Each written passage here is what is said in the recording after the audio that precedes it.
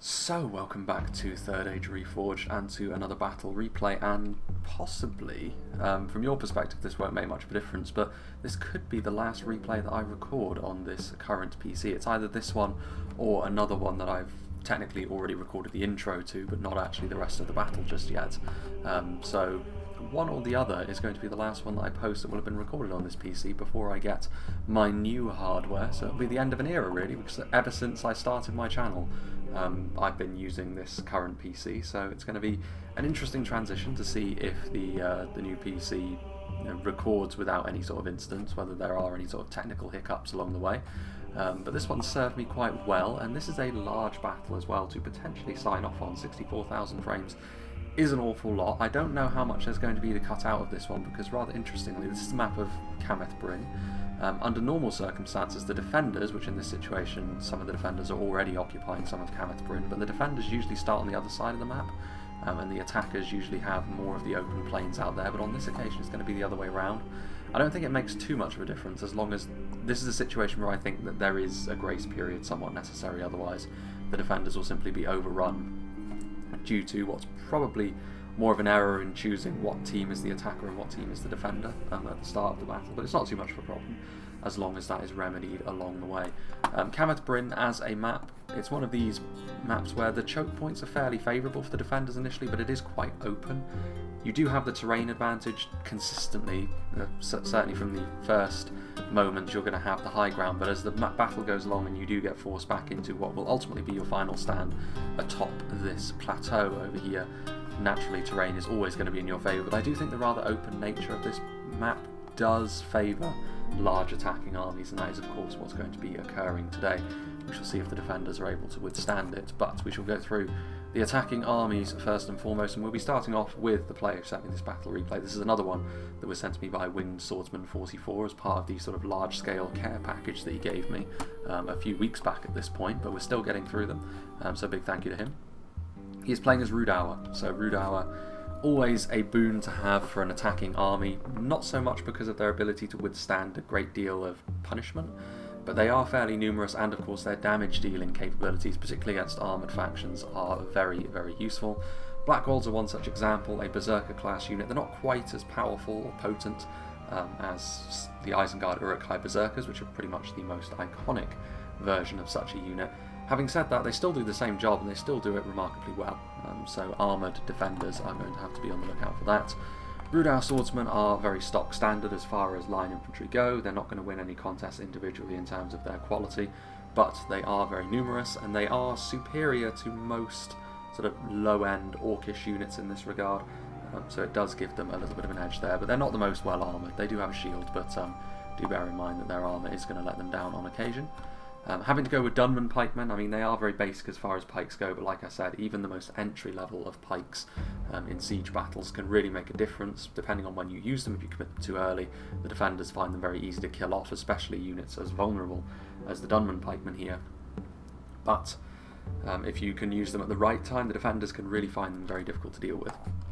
Vice versa is also true, of course, with the attackers. Rhudaur marksmen, Arthedain rangers, so an archer corps here, some basic archers, very high in terms of their ammo count, but not so great in terms of their defensive abilities when it comes to skirmishing. The Arthedain rangers, of course, have got that body piercing. I don't know whether this is an ideal map to use them on. It kind of depends if they can hit the defenders when they take up a position on the hill, but other than that, CAMETH BRIN offers some good terrain for actually avoiding attacking skirmishers, at least rangers in this regard. Throwing projectiles, on the other hand, are going to be very difficult for the defenders to try and mitigate unless they can shoot them down first. Trollshort axe throwers, of course, are very good with their base damage. Enemy pike blocks are going to be very vulnerable to them. And of course, if they do come up against harder targets, we have the Attenmore's troll hunters with their armour piercing, and the Reforged javelins, who also team this with being pretty savage in melee with multiple HP and a big spiked club.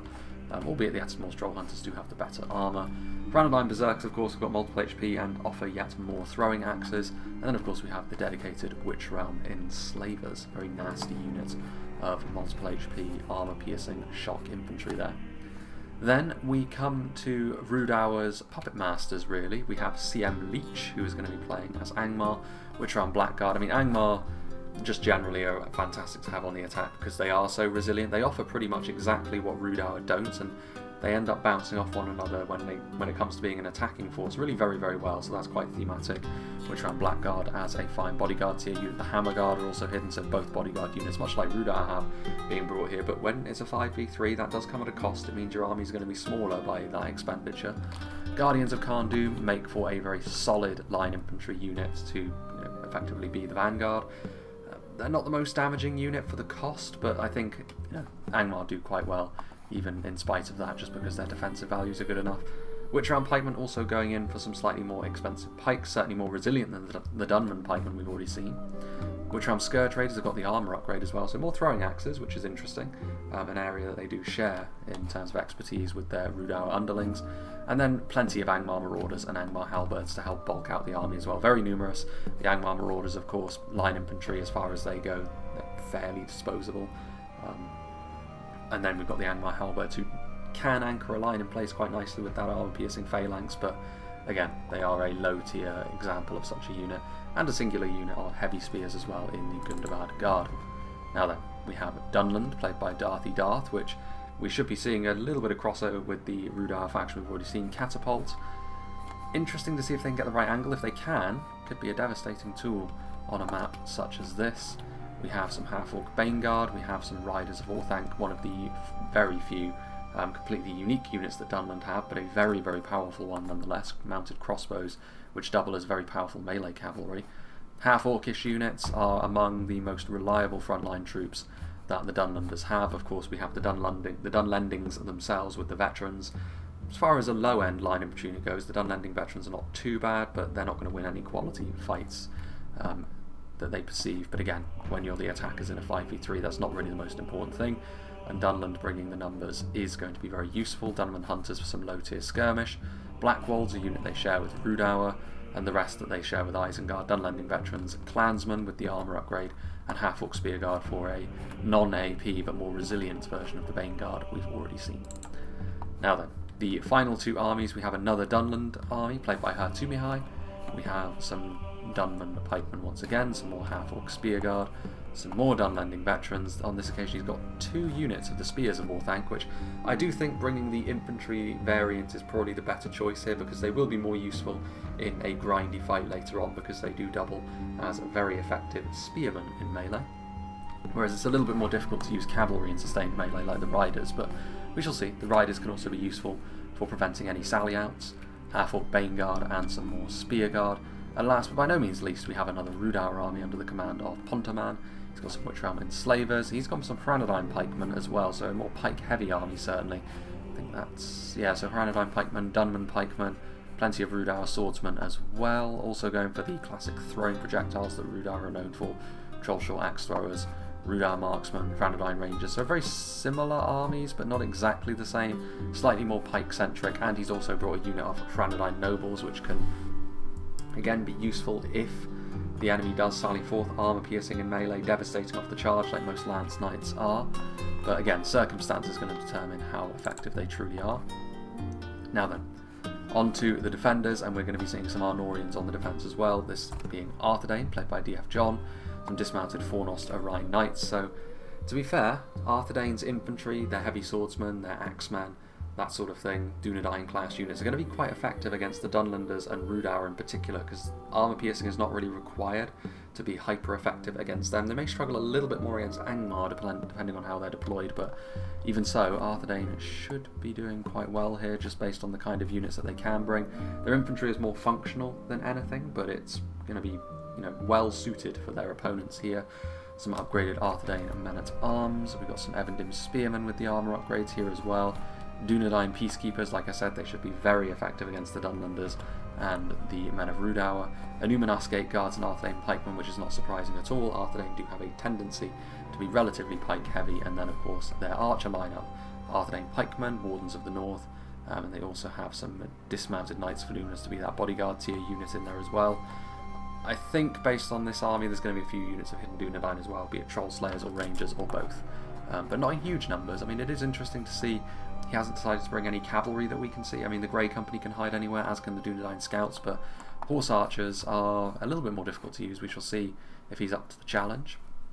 Then we have another Arnorian Petty Kingdom, Proxima Centauri, playing as Cardolan. He's got some Minhiriath archers and some Hearthguard of Amon Sul.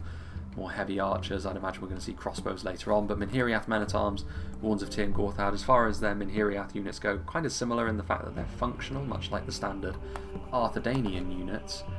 So they should do quite well as long as they don't come up against some of the scarier aspects of the Rhudaur armor-piercing force.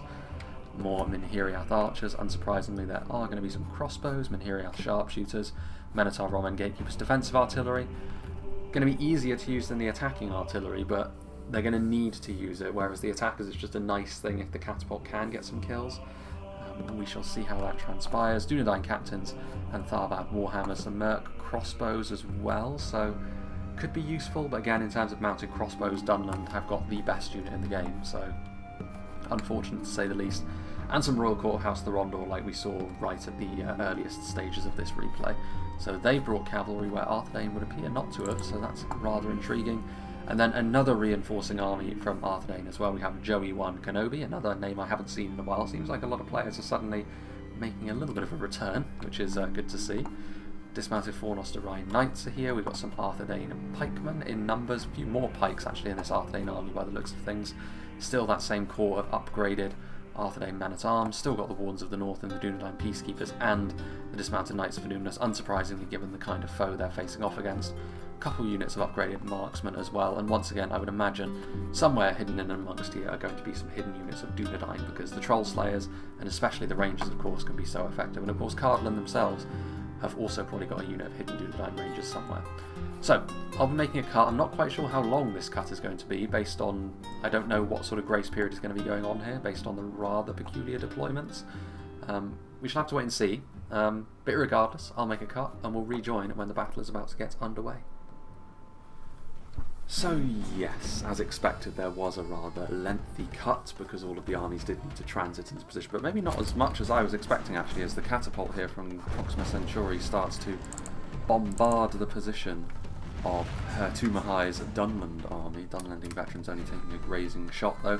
Might be worth actually saving the catapult ammunition in this kind of situation, because this, not really too much in the way of really obvious targets, maybe hoping to get a good hit on the spears of Orthanc before things changed around a bit. Trollshot axe throwers moving forward, but Arthedain marksman from Joey 1 Kenobi's army is going to be the sort of unit which makes life a little bit more difficult for something like the Trollshot axe throwers. They're going after exactly the right thing here. You can tell that they're trying to go after the Arthedain pikemen, which is exactly the kind of unit that throwing axes are going to be very, very effective against, and just keeping them here and actually really doing a lot of damage very quickly to one of Arthedain's more important units in a situation like this. They may not be one of the most expensive, but the Arthedain pikemen are going to be very, very important for holding the line against the superior numbers, the far superior numbers you have to say, of the attackers in this kind of situation. But their armies are still relatively stretched, and we're not seeing too much in the way of all-out assaults just yet. Rhudaur are going to be moving forward, I would imagine,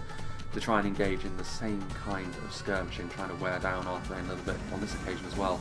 These pikes are actually just in front of the shielded infantry, which is of course the wrong way round. It means archers are also going to be fairly effective against the pikes, but I don't think that's going to matter too much if they're using throwing projectiles. Although again, throwing axes would be somewhat countered by having the shielded infantry in front, but if Ferodrum javelins are also moving forward, the damage is going to be fairly substantial regardless of what you do. So Arthedain already under a little bit of pressure here, and this is the kind of thing that Rhudaur can inflict upon you.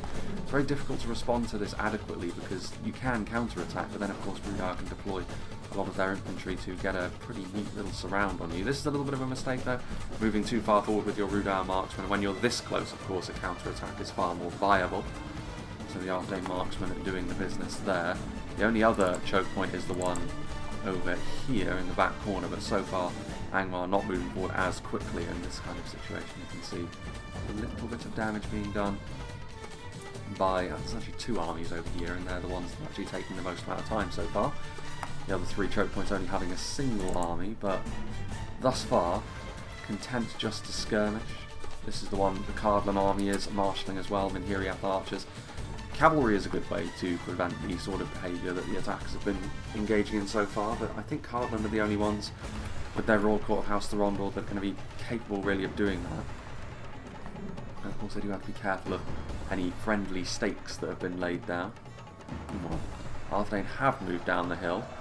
Rhudaur swordsman pushing up the hill. It says victory seems certain, but that is certain to change as this fight continues. 1-to-1 the Arthedain man-at-arms will defeat the man brawl, and with pike support that advantage is only going to grow larger. Elsewhere, Dunland pikemen moving forward to try and equalise that fight a little bit. I mean, support from javelins and the like will be very, very important. But I mean, this is where Rhudaur can come unstuck a little bit. When the fight gets a little bit more grindy and they're not able to move in and out with their throwing projectiles quite so easily, the archers, especially of Arthedain, are going to be pretty nasty. I wouldn't really be using the Dunland Rangers though, you don't have the right angle just yet.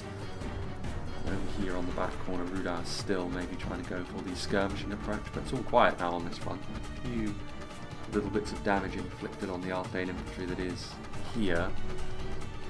Rhudaur marksmen trying to angle their shots, but I mean, again, armour upgraded Arthedain marksmen aren't going to worry too much about that.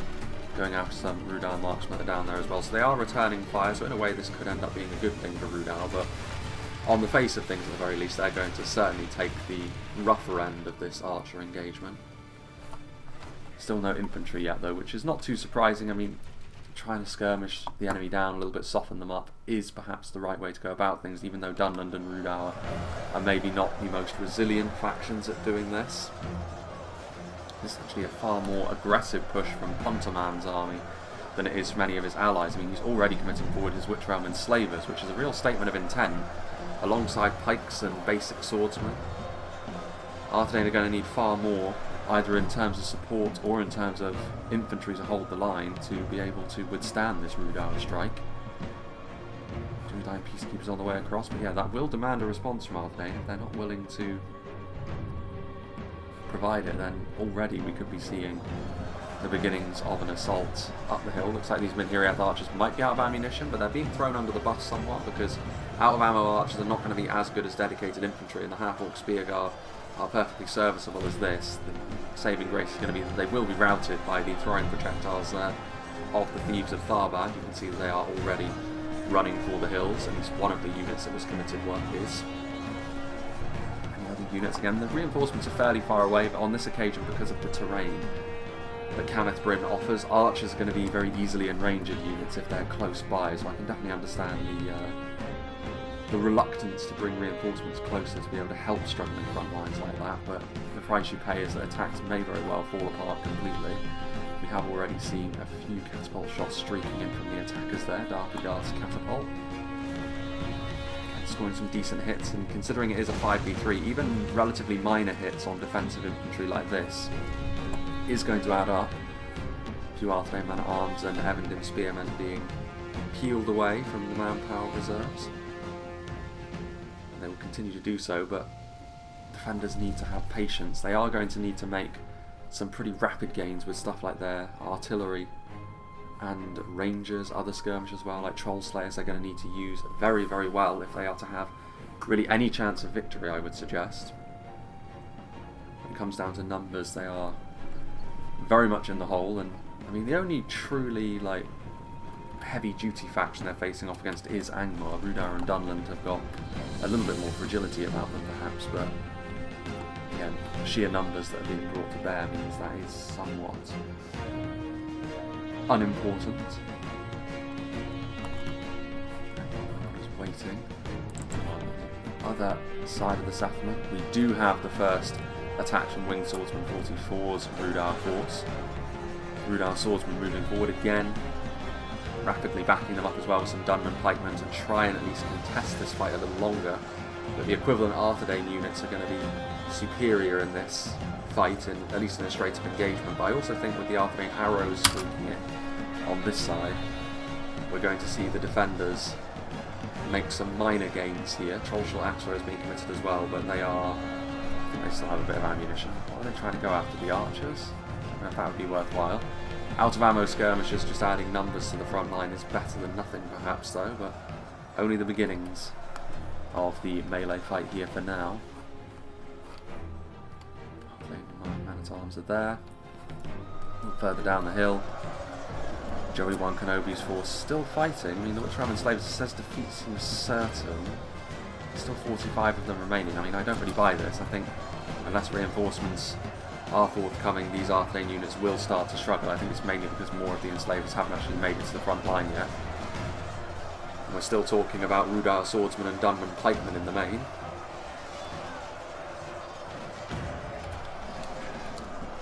Elsewhere, Ettingham's Troll Hunters are there, Trollshort Axe Throwers are depleted. Rhudaur Rangers ready and waiting. Perhaps they are the cause of these axe throwers being cut down to size. Rhudaur Peacekeepers could be committed. There are those Merc crossbows as well, which could yet prove to be fairly important. Sort of future-proofing with their crossbows up on the hill that leads up to the top of CAMETH BRIN. Yeah, this fight has completely ended now. The assault completely collapsing. Royal Court of House Rhudaur are here. A few of them are dead, but ready to charge in if the skirmishers move forward first. Dunland Pikemen, I mean, this is a good idea. This is why perhaps defensive cavalry is a little bit underrated. You can still see the attacking bombardment of the artillery still occurring over here. I mean, this could well prove to be the epicenter of the battle as a whole here, as the infantry finally does make contact with actually some of the heavier Angmar units, with the Gundabad Guard coming in. The Evendim Spearmen, as I've said several times, look more impressive than they actually are. They are entry-level militia spears, in spite of the fact that their appearance would make you think that they're more akin to something like the Gondor spears, that sort of mid-range mainline spear unit, but that is not in fact the case even with the armour upgrade, filling in some defensive gaps that they may have otherwise. And Guardians of Cardolan being a line infantry unit are going to be better than equivalent spearmen units in infantry combat anyway, in terms of dealing damage.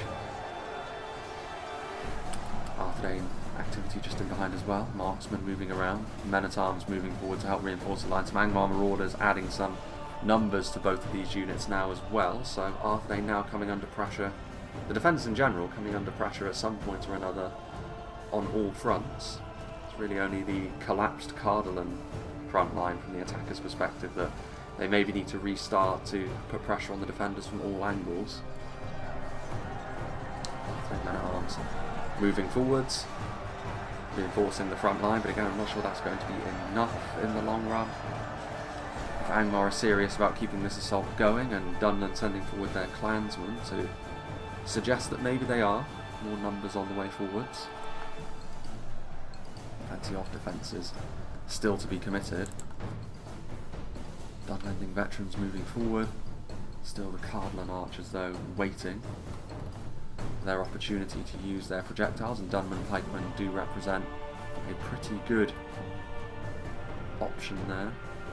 Still units a little bit further back. Meanwhile, Rhudaur still fighting on this front line, but a lot of it is not really going to be enough. A lot of their dedicated infantry units that they had committed are now gone. There are Dunland Pikemen still, but their shielded unit that was in front of them is rapidly losing manpower, and the rest, Trollshort Axe Throwers and Rhudaur Marksmen, are not really going to be up to the task of defeating the Arthedain infantry that they perceive.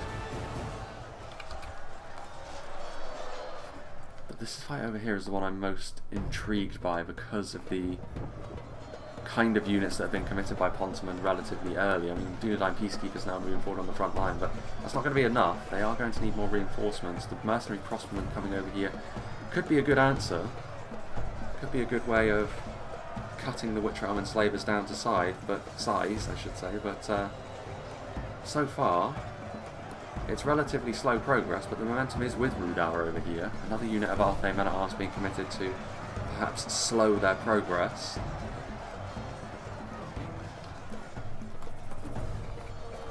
Pontaman being by far the most aggressive of all of his allies. Dunland's forces there, Wathlow trackers being moved around. This fight over here as well may be the most significant. Dunlanding clansmen rousing with almost immediate effect after arriving on the front line. Combination of the pressure from the crossbows and the fact that Arthedain do now have a very substantial force defending this choke point. And also archers firing in as well. Angmar Marauders, a lot of the initial heavy units from Angmar are actually now dying off, so the Marauders will need support, otherwise they will start running for the hills. Very, very basic as far as an infantry unit goes, but Angmar Halberds moving forward. And they can anchor the line in place, but again they are very vulnerable. to any projectiles, and so far, in spite of the fact that it was a fairly decent initial opening force here from CM Leech, Arthedain have been able to reinforce the front line appropriately and not having to commit forward any of their really elite stuff either, so they'll be pretty pleased with that. As I mentioned, this is the kind of thing the defenders will need to see quite a lot of throughout this fight, given the numbers discrepancy. We have Evandim Spearmen as well. Arthedain Marksmen continuing to fire at units further down. Guathlo trackers not going to enjoy being under arrow fire. But perhaps the attackers will enjoy the fact that the Arthedain archers are tied up facing off against their own and not shooting into their substantial amount of infantry, which is now pushing forward, which of course includes halberdiers, which they will very much hope remain unimpeded by archer fire. And spearmen moving downhill as well. Yeah, as long as it's only more basic units, this front line will hold. But once again, we're seeing sort of a sneaky unit of very high-end infantry being committed, much like the enslavers on the other side from Pontaman's Rhudaur force. The Hammer Guard are now in here, and the Hammer Guard will make very, very quick work of any infantry unit that Arthedain has on the front line here. Arthedain in general, a lot in pure melee terms, don't have much that they would like to go up against the Hammer Guard, but yes, men-at-arms and Evandim Spearmen, exactly the sort of thing the Hammer Guard will easily defeat. Mercenary crossbowmen firing away. Defeat seems certain for the Angmar halberds over on this side though, so a little bit more support needed. Half-orc spear guard are going to try and provide that. Are we seeing a reopening of the front line over here? Not exactly. You can see that the bandits, Tuma High doing exactly the right thing here, sending forward some infantry units first so the cavalry cannot get these bandits to leave the front line, and the bandits trying to soften up the defensive position. Warns of Tir Gorthad and Minhiriath men-at-arms making up the entirety of that before they then send infantry in, but it's going to be a little bit more of a difficult task for Dunland here, but all they need to do is maintain their presence here really, because the attackers are starting to look a little bit more dangerous in other points of the battlefield. Arthedain Marksmen trying to shoot in, reinforcement Winged Swordsman 44 keeping this assault going. Balance of forces is evenly matched. Defeat is a distinct possibility. Yeah, Rhudaur should still be losing this fight really, but again, they just need to maintain for the time being. It's the fight next door which is causing Arthedain some problems, because Joey Wan Kenobi has to continue to defend against Winged Swordsman, but that is coming at the expense of this front line over here against Pontaman. He's going to have less in the late game, Pontaman, to contribute to his team. But as long as he can help push through the initial defences of CAMETH, and that will be seen as a worthwhile trade, with Rhudaur pikemen now moving in as well, counteracting the pikes of Arthedain that are still here, and basic Arthedain pikemen are not as good as the Rhudaur that they are now having to go up against. Still some Rhudaur swordsmen here as well. Etenmore's troll hunters ready to offer their support if need be. Could end up routing here, and I mean, there are reinforcements on the way now, but I don't know if they'll even make it there on time. We shall have to wait and see. Meanwhile, this by far the biggest single engagement on the battlefield now, and over here as well, Arthedain is starting to struggle, and I don't know if they're actually going to be able to save this situation now. So what do the defenders do from here? Because they are in a not insubstantial amount of trouble, trying to buy themselves a little bit of time by charging in with their Merc crossbows, but that isn't going to yield much in the way of results, you'd have to say.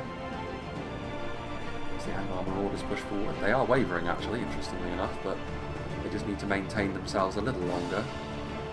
And those Hammer Guard really proving to be a worthwhile addition.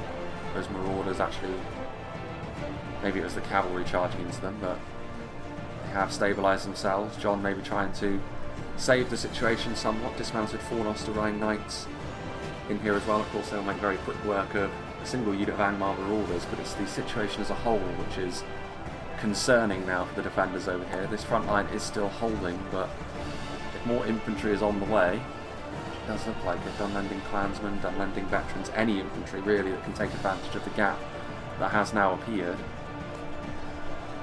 and it's going to be a problem.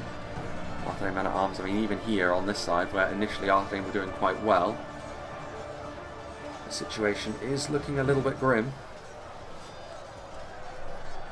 Half-Orc Spearguard, victory seems certain. Only a fool could lose this battle. Dunland clansmen over there. Sheer weight of numbers, more reinforcements as well, more heavy swordsmen. Yeah, these clansmen already having routed once won't last too much longer, but they are trying to help the Hammer Guard surround this unit of men-at-arms, so they will be contributing. And the veterans will continue to move forward as well. All the Dunlanders, of course, having that heightened anti-cavalry bonus may actually prove to be somewhat useful in this situation. Fornoster Rhine Knights are there. Some routing from the Angmar Marauders, but they've done their job. Dunland Trollslayers being forced to get involved as well, having to use their javelins. They would prefer perhaps not to use it on veterans, but needs must to try and salvage the situation a little bit here. The catapults retreating, which is a good idea. Need to do that a bit more preemptively because of how slowly artillery moves, but more reinforcements. I mean, dismounted Fornoster Rhine Knights putting up actually a pretty brave effort against the Hammer Guard, but ultimately they, like all the other Arthedain infantry on this front line, are very much living on borrowed time. And my Marauders now routing back through the line, which actually will make something of a good difference for the attackers. Right, what about over here? This infantry assault has now restarted. Herr Tumahai committing forward his Dunlanding veterans and his Snaga skirmishers again. Defeat still remains certain, but considering the momentum on the other side, this is a good thing, because all they need to do is force Cardolan to have some units act as a rear guard, and without the support of pikes as well, a single unit of Minhiriath men-at-arms may start to struggle, considering the consistent supply of Dunlanding veterans to the front line. Unfortunate for them. Minhiriath archers still trying to do their thing, shooting at the Riders of Orthanc, but again, heavy armour, heavy shields. It's going to be fairly difficult for them to have the kind of impact they would like to have. Rhudaur swordsman, defeat seems certain, balance of forces is evenly matched. So to be fair, Joey-Wan Kenobi has actually held on to this front line for a fairly long amount of time against Pontaman's assault pretty well, and he's also been able to defend against Winged Swordsman 44, so he's done well, but at the same time there's been a certain inevitability about this, and you can see that as a result of having to commit more and more against Pontaman's Rhudaur army, Winged Swordsman is ultimately going to be able to reap the benefits here, and this defensive position will finally fall apart. This actually does represent the first choke point, I think, to completely fall. The domino effect should now start to come into effect, and the defenders are going to need to retreat to the central pillar of CAMETH BRIN and base their defence around that. And in these transitional phases, as I've often said, this is where the attackers can really start to make the defenders pay a little bit. And the defenders already not exactly dominant in the early stages of the battle. It was, they were trading blows with the attackers relatively evenly, but they needed to have a little bit more than that. To be fair though, the central defensive position in CAMETH BRIN is very nasty for the attackers if the defenders have the right things to utilise. But yes, Rhudaur are going to be victorious over here. Arthedain pikemen, are they actually going to be able to reform a defensive position here? Dunland Trollslayers moving in. I mean, they actually will be pretty good against the Witch Realm Hammer Guard. Not a pure infantry unit, but one of the best things to send against the finest Angmar have to offer, and indeed that was the last one, so they have completely fallen away. Wathlo trackers are running as well. Half-Orc Spearguard are running, so that's a huge amount of routing, and all of a sudden things looking pretty dicey for the attackers over here. What looked to be a fairly routine swarming of a failing front line, the defenders have been able to turn things around over here against the most substantial attacking force as well, so that will give them more hope going on to the later stages of the battle. And you can see that still mass routing still occurring. Not a great situation for the attackers there. Elsewhere, I mean, there's still not many Arthedain infantrymen left, and they may still be tempted to retreat, as on other front lines things are still looking a little bit questionable. Anything they can save would be a good thing, and all of a sudden her Tumahai has more emphasis placed on his assault. If you can get through here quickly, you can cut off any surviving Arthedain units there from getting back to the final stand, and anything you can stop from doing that will make your life easier in the late game.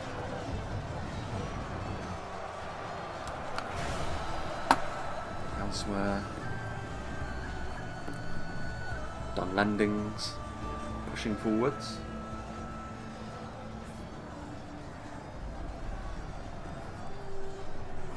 Archers still moving back as well.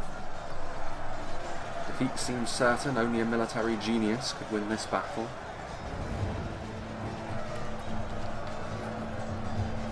Angmar still moving forwards.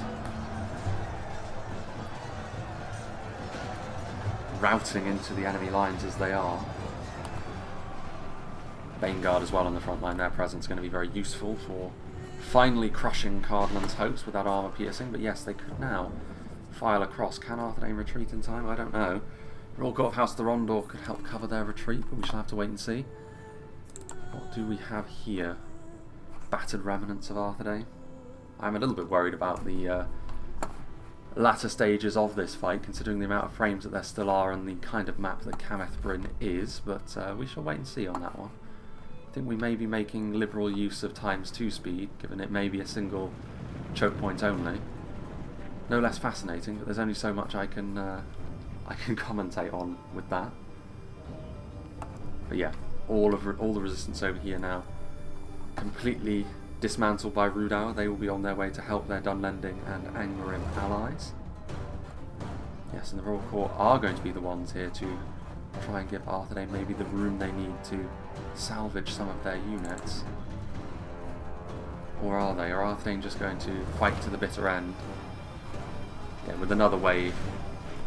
The Troll Slayers will continue to fight the good fight, but with another big wave of attack, they will finally achieve what they couldn't before. So it was more of a sort of final spit in the eye, really, that the defenders were able to turn the attackers back from that last assault. They still did very well to manage even that. Arthedain marksmen continuing to rout.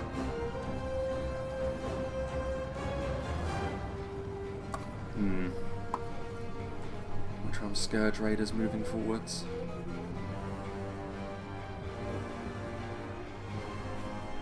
Don't really think their presence is entirely necessary at this point. I mean, they definitely don't want to be using up any of their throwing axes on units that are already broken and gone.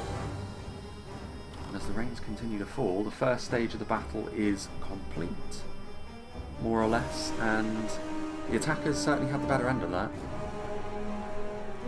And to be fair to the attackers, maybe they did need it, because this is going to be a very painful experience to try and go up the cliffside path of CAMETH.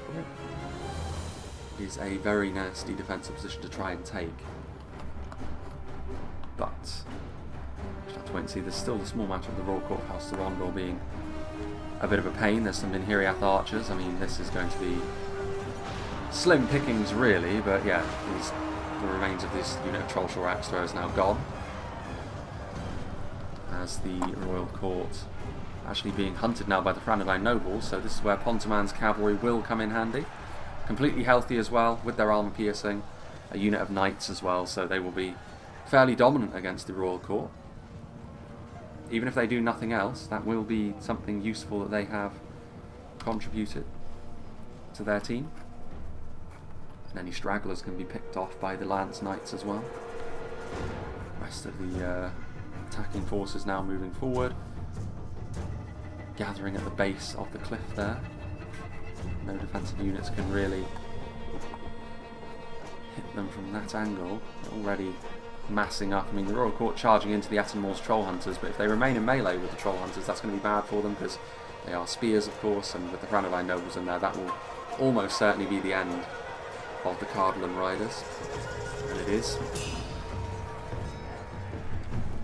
Again, more of a desperate charge than anything, but Minhiriath archers trying to shoot as well. I mean, they can make life uncomfortable for the attackers every step of the way here, can Cardolan. I'm not entirely sure what the Hearthguard of Amon-Sul are doing. If they still have ammunition, they should be further back. I mean, I know they're more of a... they're not really focused around their ranged damage, but you need to use all of your spears, and this, I think, is maybe a little bit of a misclick from Proxima Centurion. He needs to get This is not good. You can't afford to be wasting a unit of high-tier infantry as they become when they're in melee like this. Especially not when there are javelins present. The Arthedain nobles are also there, yeah, and again, that can't have been an intentional thing because that would have been such a terrible idea. And it gives the Arthedain nobles an opportunity to still be useful as well. And Minhiriath archers are still down here. These two units from Proxima Centuria are still too isolated. They need to go back with their defensive.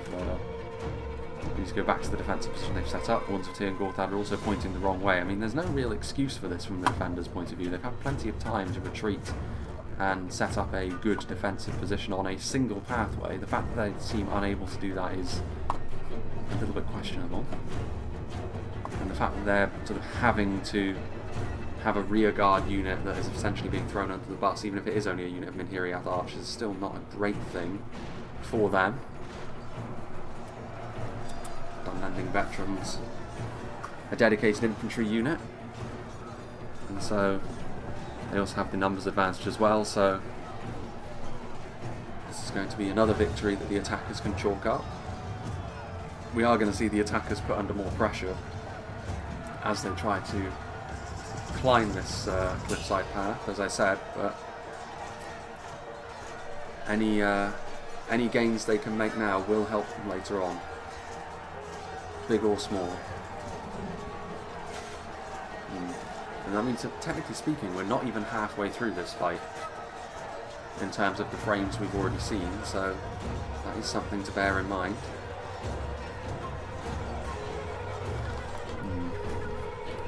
Elsewhere, Dunland pikemen, Etamors, troll hunters, Snaga skirmishers. Still some Bane Guard back there. Trail pikemen are also on the way forwards.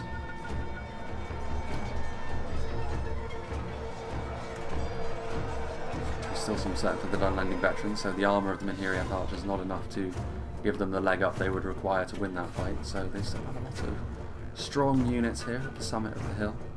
Hopefully they don't keep all of their bodyguard units left for the end exclusively and they try to make this a gradient of quality, because I think that would be a bad move on their part. But you can see that this is a scary defence still, as much as they did effectively lose the opening phases of the battle. They've got a catapult still with a bit of ammunition, they've got plenty of elite infantry units, including arm piercing, bodyguard, tier, heavy swordsmen, sword and board units, ones in the north, plenty of luminous gate guards here as well, which are a fantastic anchor to any defence they want to put up, because they are a strong unit of pikes indeed. Our Roman gatekeepers are here. Yeah. What have we got here? Riders of Orthanc trying to move forward to skirmish with the front lines. Trying to do a bit of damage there, but of course that's something Cardolan can reciprocate now. We haven't really seen much in the way of Cardolan crossbows be used. It may just be a case of us missing them, but that's another thing. Rangers, crossbows, all the supporting units. So the defenders have got everything they need here to make a very, very grisly path for the attackers. Some javelins here, killing off some of the Arthedain pikemen, just trying to soften them up as much as possible. I was going to say, if you can hit them, then the Warns of Tyr and Gorthad would actually be the better target here, because they are the stronger of the two pikemen. Pike units, I should say. Snaga skirmishers moving forward as well. So it'll be interesting to see how the attackers really approach this. Sharpshooters firing away, but again, I'm not entirely certain that sharpshooters are well-placed hitting Snaga skirmishers. If they're going after the Etamor's troll hunters, that's a little bit more understandable, and then any Snaga skirmisher hits, I guess at least it's a kill. So bolts raining down. This will be a very good target to go after for the defenders as well. You can't really allow the enemy Arthedain Rangers to get in position here and shoot right into the main body of the units that you've massed up.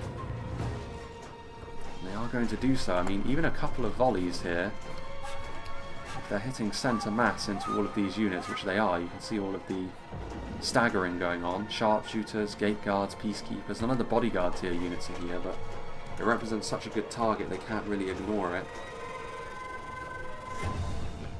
More javelins forthcoming, doing good damage here to the Warns of Tyr and Gorthad. So far both sides just trading pretty effective shots, actually, you'd have to say. Yeah, one's... I mean, it's an interesting unit to use as a sacrificial gambit, but maybe they don't really have too much of a choice here. Keeping them away from the main defenders just in behind them, which I have to say, actually, mainly are Arthedain units. Cardolan have mainly got skirmishers left at this point, some Dunland captains and Tharmad warhounds at the top of the hill as well, but as far as mainline units go, it's mostly an Arthedain show, as it's going to be as the battle moves on. Technically speaking, this could be viewed as the battle's final stage, even though we haven't reached the halfway point in terms of range yet. Considering the cut I made at the start as well, there's still a long way in this battle to go, technically speaking. Which is why I said we're probably going to be making use of ×2 speed when the melee engagement gets underway. Snaga skirmishers. Yeah, I mean, these ones at Tir Gorthad are going to be cut down to the last man with javelins and throwing axes, I would suggest, but what are the Minhiriath sharpshooters actually firing at? Yeah, they're still going after the Rhudaur Rangers, which is fair enough. They may be depleted, but they still represent something far too dangerous to be left alive. As we move forward, Scourge Raiders, Ethelmor's Troll Hunters are still there as well. Snaga skirmishers. Moving further forward, some out of ammunition Dunland Rangers, I would assume, moving forward to help what remains of the Warns of Tir Gorthad on this front line, but again, these are token effort assaults only. Looking a little further back as well. That's where the real engagements will begin. For the time being, though, I do like the way the attackers are approaching this, though. They're not just charging uphill, thinking that their numbers advantage they won in the early game would be enough to see them through, because it wouldn't. This is the kind of defensive position that can eat away at an advantage very, very quickly, and the defenders know it, which is why I think they have, maybe not fully, but they definitely have influenced the situation earlier on to allow them to retreat to this point with this much, when they saw which way the wind was blowing, and you can't blame them for that. It's definitely the clever thing to do. Dunedain Trollslayer is now in place. What are they going to be firing at? The catapult. But rotting meat only. And we're definitely not in a situation here where the defenders are looking like routing. Cardolan may be somewhat susceptible to such things, but not when they're still in a solid position. And here we have sharpshooters now on the front line as well. The armour piercing, interestingly enough, Rhudaur and Dunland obviously not the kind of factions to really rely on armour all that much. Only truly efficient against the Angmar, but still they do double as a fairly decent makeshift line infantry unit, so for the time being it's fine. Direct hits with rotting meat can actually kill individual units, so it's not something you see very often, but maybe someone did perish as a result of that, as the rotting meat and the flies that they bring. Now back, Dunland Trollslayer is continuing to fire. He's throwing projectiles and the attack is continuing to take a lot of damage. I mean, to be fair, the numbers advantage that they did rack up is already taking some hits. And actually, the rotting meat may, at least initially, prove to be more of a problem for the attackers, as a lot of their lower tier units not going to enjoy fighting in and amongst it quite so much, orcs or no. Here we have sharpshooters moving down, engaging the Snaga skirmishers which still had ammunition in melee and forcing them to rout. So that's a good little catch from Cardolan. And they can continue to move downhill actually. Armour upgraded Scourge Raiders maybe will feel the effect of those maces a little bit more keenly than the units they've been fighting thus far. Moving up as well, I mean the Ethelmor's Troll Hunters will as well. One of the few examples of a fairly well-armoured Rhudaur unit. Some Dunland pikemen moving forwards. Trying to anchor the, at least beginnings of this infantry engagement in place, and I think actually from here is where we will be moving up to ×2 speed, purely because I feel like from here we're going to be seeing a fairly consistent single engagement battle on the choke point all the way up to the top of CAMETH BRIN, the very summit. Catapults at this point abandoned, as the Minhiriath sharpshooters' victory seems certain. Only a fool could lose this battle, so from the start here The defenders taking advantage of their defensive position. A little further uphill, Hearthguard of Amon Sul firing away. I mean, you can use their ammunition a little bit more freely because they will also be very, very useful as a heavy spear unit for helping to hold the line, and their ammunition isn't quite so valuable, so using them for this situation right now is probably the best idea from a defender's perspective. But you can see here more reinforcements being committed to the unit of Rhudaur swordsmen, and this is going to be the problem the defenders do have. The attackers simply have so much in the way of manpower they can commit forward. Will they be able to withstand the batterings they're inevitably going to take? I'm actually going to assume probably not. Sniper skirmishers not returning from routing. This is another unit of them, but still, you actually see there that the Wittraman Slavers retreating. Pontomans Wittraman Slavers as well, so they've already seen a fair amount of combat. Effective combat as well. Dunland Peacekeepers trying to reinforce the front line, but again, it's I think one problem I've seen the defenders have in this battle is they've gone to reinforce a line when the situation's already lost. They needed to do that sooner if they intended to continue to hold on to this position in the way it looked like they were going to try. But as it is, no. Sniper skirmishers continuing to try and reinforce. Rhudaur marksmen, Dunman hunters from Dunland as well. So the attackers still making use of their own skirmishers here. The defenders will be far more effective in this with this kind of positioning, but as long as the attackers can make use of theirs, they will be absolutely fine. Essenmore's Troll Hunters offering support. This initial line looks like it is now falling apart, and they will now have to go through another defensive position, but once again still able to utilise their thrown projectiles. Once again, a unit of Dunedain Troll Slayers having to act as the final bastion of a front line, being overwhelmed here. The attackers still taking a lot of damage, but even still, Peacekeepers still there. Dunedain Rangers firing away. Are Rangers really called for in this situation? You can still see plenty of reinforcements that the attackers have at their disposal, and maybe the defenders have given themselves just a little bit too much to do in this situation. We have at this point passed the halfway point, but defensive catapults. I mean, definitely the Spears of Orthanc are the kind of unit you want to be going after because they're very good in melee and they represent too much of a threat at range to be left to their own devices. And already the attackers have done a pretty good job with their ranged units. The initial assault coming in from the Rhudaur swordsmen. A combination of Arthedain pikemen and Dunedain Peacekeepers will be fine for now, but again, it's going to be a case of slowly ratcheting up the pressure from an attacking perspective. But there you can see pretty devastating catapult shots, routing off the lower tier elements there, causing stuff like the Guardians of Cardolan to become shaken as well. A little further down the hill, Gwathlo trackers are shaken.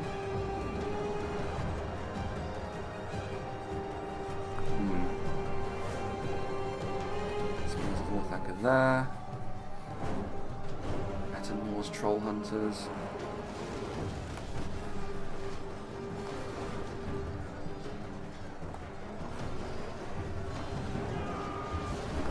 For Vanguard.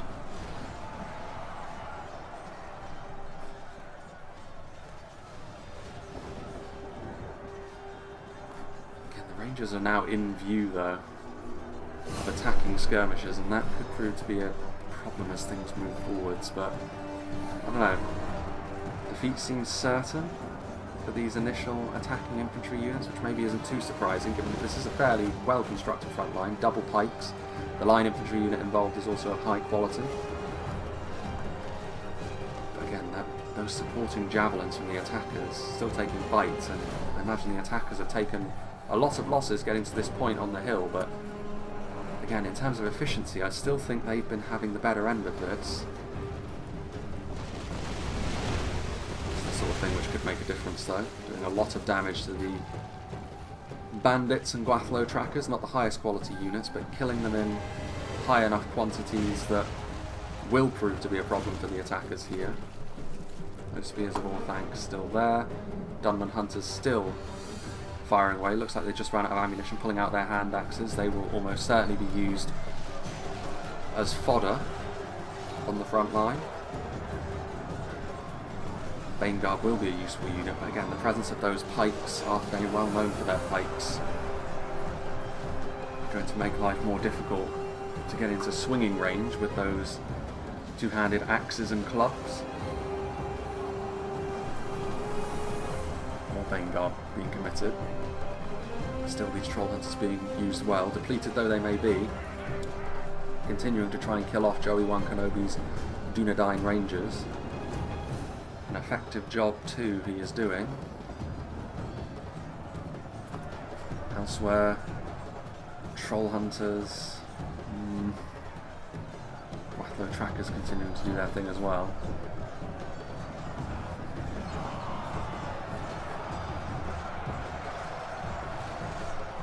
Doing our peacekeepers.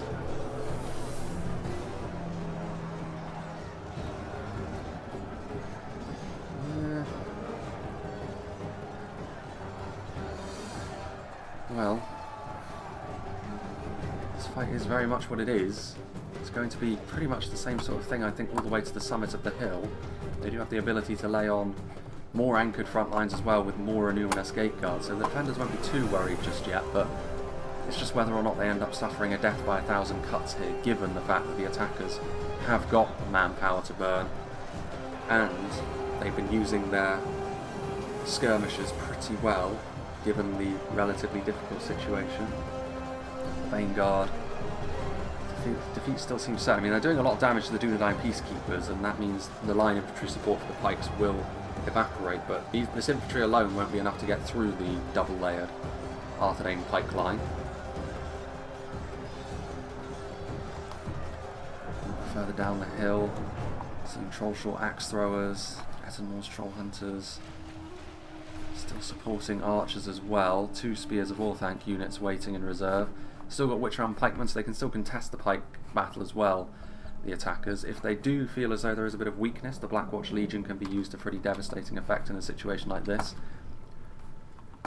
The reinforcements will be close by for the defenders, but every line they break here brings the attackers closer to victory.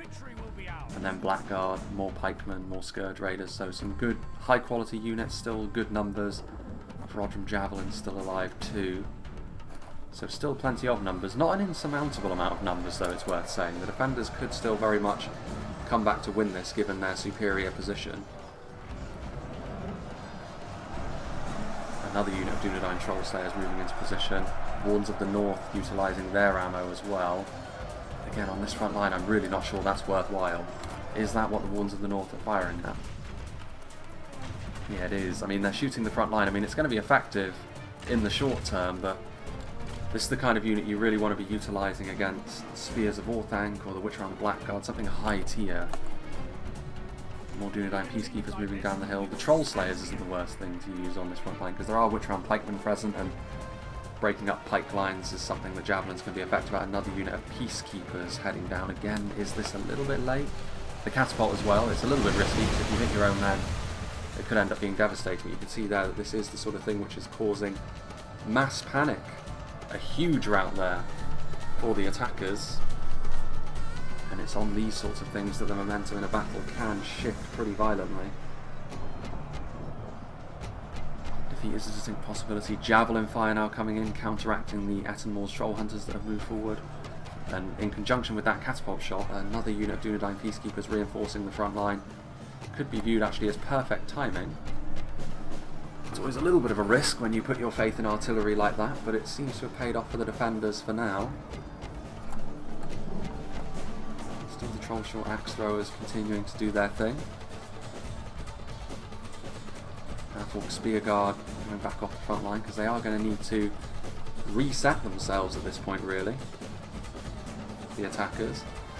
Especially with Troll Slayers now out of ammunition, that's a lot of damage alongside the Peacekeepers, armour piercing and regular damage. This, however, might prove to be a little bit of a mistake. Overextending your front line like this is, if you're only sending forward one unit like that, yeah, and you are, that is not the way, I think. I mean, maybe seeing the glory, perhaps, of trying to kill off the Spears of Orthanc, which they will do, one-to-one, the Troll Slayers, to be fair, but this is an opportunity for the attackers to kill off and surround a very effective unit for Arthedain. Troll Short Axe Throwers continuing to do their thing. Bit of a rear guard as well, because it's allowing the defenders to reset a bit. But they're not going to be able to push the catapult up the hill before the attackers get there. Could this prove to be an error in judgment, or could it prove to be a master stroke? We shall have to wait and see. The Troll Slayers continuing to do their thing. I mean, Dunland veterans have moved forward. The Spears of Orthanc have retreated. They're going to do a fair amount of killing here, the Troll Slayers, but I still don't know if it was the most efficient thing to do in the long run. Rhudaur marksmen out of ammunition, I think. It takes a lot to run their ammunition supply dry. Peacekeepers, are they going to move forwards a little bit? I mean, something moved forward there, but they were mobbed by sharpshooters and thieves. To the north, yeah, they are going to send down a unit of peacekeepers to support the Troll Slayers, who are actually doing a very good job. Frownline Berserkers trying to get in and around to maybe use their throwing projectiles, but the peacekeepers preventing them from doing that at least. And the Dunedain showing their class in melee here. And now some sharpshooters moving down to support the Troll Slayers. So it's a bit of a weird moment in the defence, this, because the defenders, I thought, were a little bit gung-ho, but it hasn't been punished as much as you would have expected by the attackers, but maybe in the long run it will be. Outram Enslavers moving forward now. There are the Ferodrum Javelins. They're going to throw into that front line, are they? Yes, they are. And you can see the first row there, mainly of sharpshooters, you have to say, but they are dying off in droves. Javelin's very dangerous, and these kind of losses the defenders can ill afford to take, but the attackers, once again, a bit of friendly fire on the Troll Slayers there, but the first volley at least did hit squarely into those Rhudaur infantrymen. Arthedain Berserkers moving forward now, obviously armour piercing useful against most things, but not so much against the Dunedain.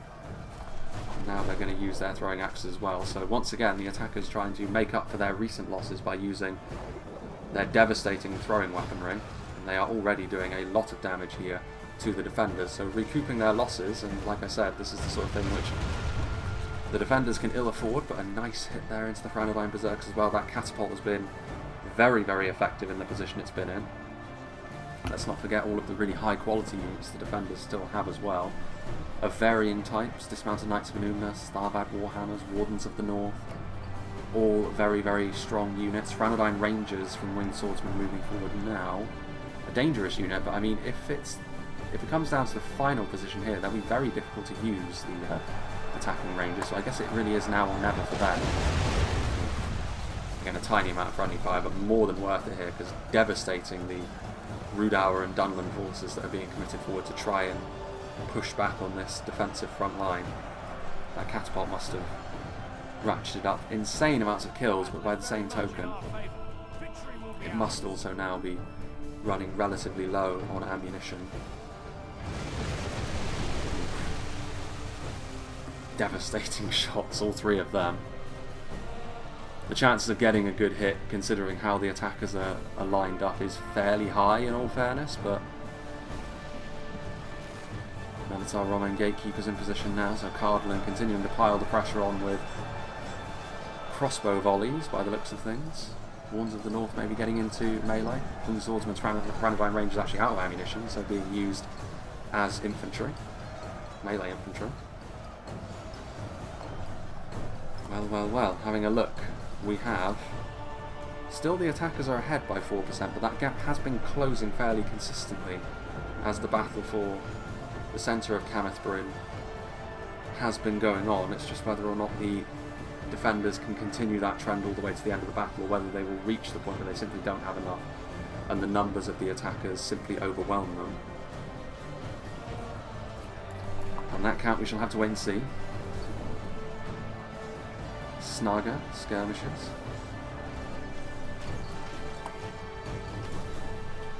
of Orthanc doing their thing as well.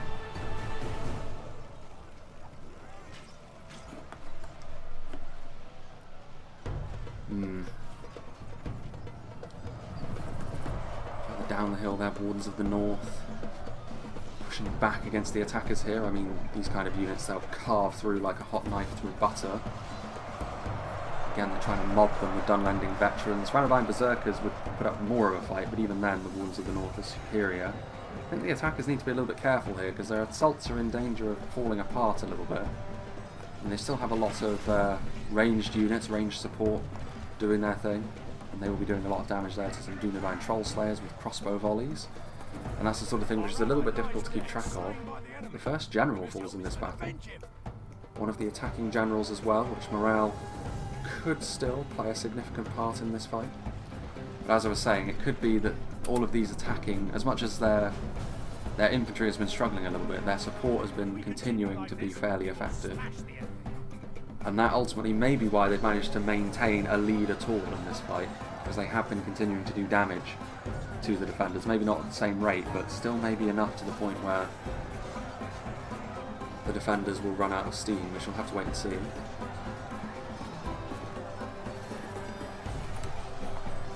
Forward come the Arthedain Berserkers. The Spears of Orthanc are there. Rhudaur Marksmen reloading. Still the Arthedain Nobles, but they're not really going to be that useful in a situation like this, especially given the continuing presence of defensive pikemen. The Wardens of the North looking a little bit stretched at this point, and that's why defeat seems certain, I would imagine. Arthedain Berserkers involved in their fighting as well, because it certainly can't be the fact that they're in melee against Gwathlo trackers. That would be light work for them, most certainly. Some Scourge Raiders, so Angmar starting to have a little bit more of a presence on the front line now, once again.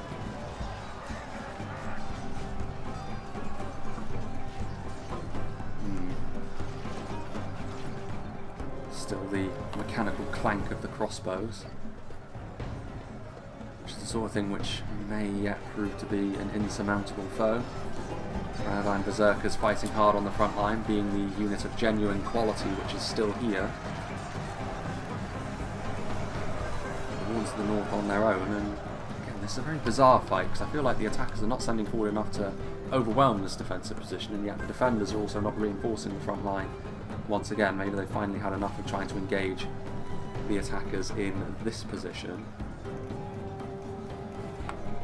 Riders of Orthanc moving forward, maybe out of ammunition. I mean, they can certainly be an annoyance here, getting in and amongst the Dunedain Troll Slayers.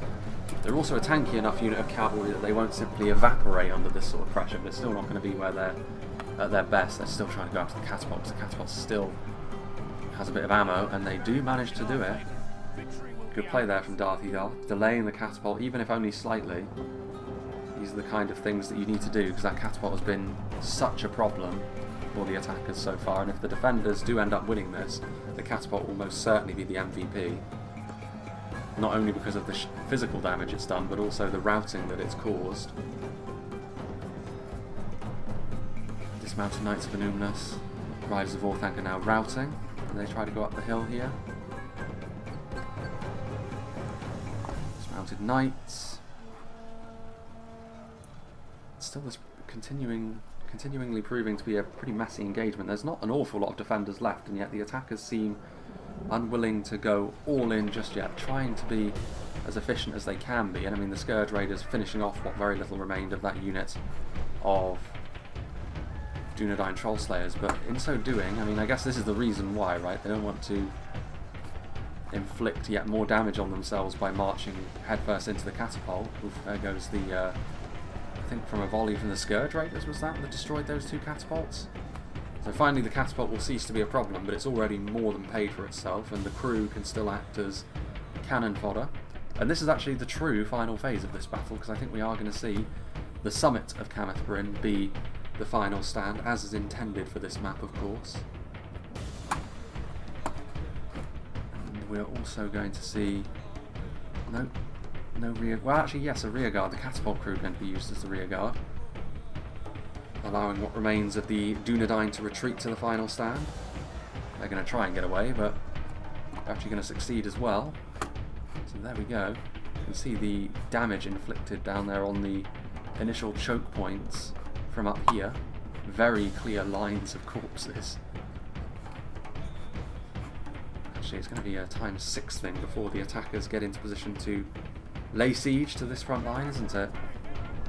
Once again, they're using their thrown projectiles, as they have done very effectively throughout this battle so far. Is the melee engagement about to begin?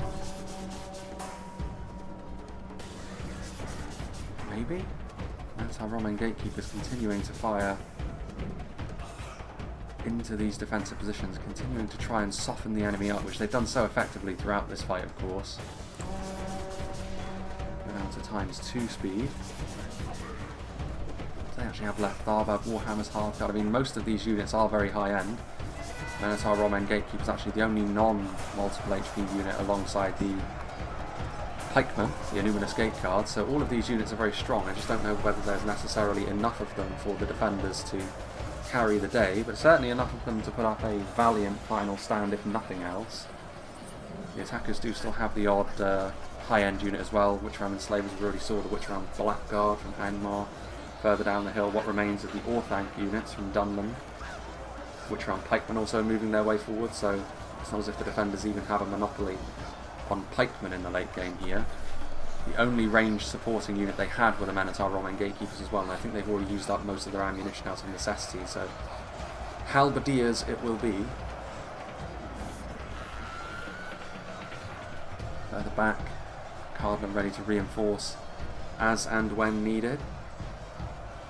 I believe the attackers had Witchers. It would be a bit of a shame for this battle to be decided, or ended at least, by a strike from the Witchers. Given that the problem is the attackers still have a 3% advantage here in the late game. You can see this is where the Blackwatch Legion will come into effect, crippling the organisation of the front line, and of course that's going to mean that the superior numbers of the attackers should be enough. Black Wolves are also in here, so yeah, the defenders giving themselves a little bit too much to do. But ultimately I think actually the thing which really decided this fight more than anything else was actually the good use of attacker skirmishes. Because the defenders did pretty well, all things considered. The initial fight they could have done a little bit better on, but when they retreated back to, albeit a relatively easy defensive position to hold, they did very well, and they were inflicting a lot of damage on the attackers, but the attackers were using their own skirmishes to good effect as well, and that, I think, is the ultimate difference maker. It's nothing really... Winged Swordsman's General. It's nothing really the defenders necessarily did too wrong. I think it's just that the attackers, they started with, as you do in a 5v3, a bit of an advantage, and they made good use of that. And you can't say fairer than that, really. As the Dunlanding veterans are leaving the area, Blackwatch Legion, the balance of forces is evenly matched. Victory almost a certainty. Good tidings. The enemy general lies dead. Finally, one of the defending generals falls. I believe that was one of the Arthedain ones as well. Yeah, they are going to get surrounded here. I mean, it is going to be, it's 4% now, so you can see the attackers once again starting to stretch their advantage a little bit now that they are fully dominant.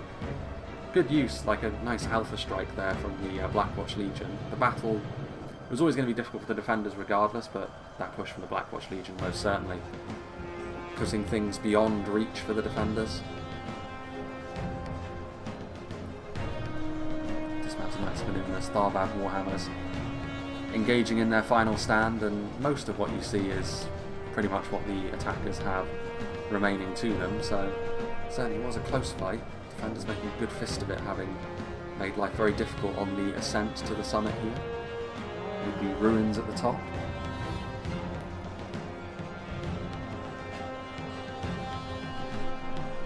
Pikemen as well is a good thing to have in the back pocket for the late game. Minotaur Roman Gatekeepers, actually victory seems certain for them, surely not for much longer, with Reforged Javelins and Blackguard bearing down upon them. Only half the enemy force remains. Does it indeed? I think this is actually going to be a ×6 speed thing, because it'll take a little while to finish off these high tier units that the defenders still have at their disposal. but still. An enjoyable fight nonetheless. It's always quite difficult to commentate on these which turn into a long slog, but it's been a while actually since we've had a battle that was this way inclined. Ooh, Spears of Orthanc. Revenge on those Minotaur Roman gatekeepers for the other unit of Spears of Orthanc, which was in their crosshairs. But yes, as I was saying, it's been a while since we've had this kind of battle. Obviously, Minas Tirith is not too dissimilar in the way that it ends up going mechanically, in the sense you have an initial defensive position of multiple points and then it inevitably turns into a single road up to the summit or wherever the defenders decide to make their stand. Cardolan gone.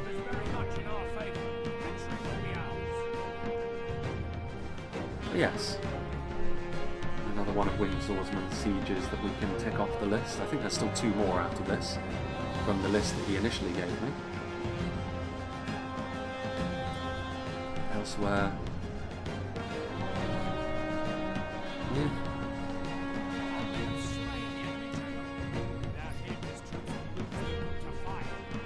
Will they indeed? Is that it? I don't know. They're hidden units that have revealed themselves? Is that what's going on here? No, those units are very much routing. It's... oh, I see. There he is. The last one remaining. Are they just going to shoot him? Seems a little bit cruel, does it not?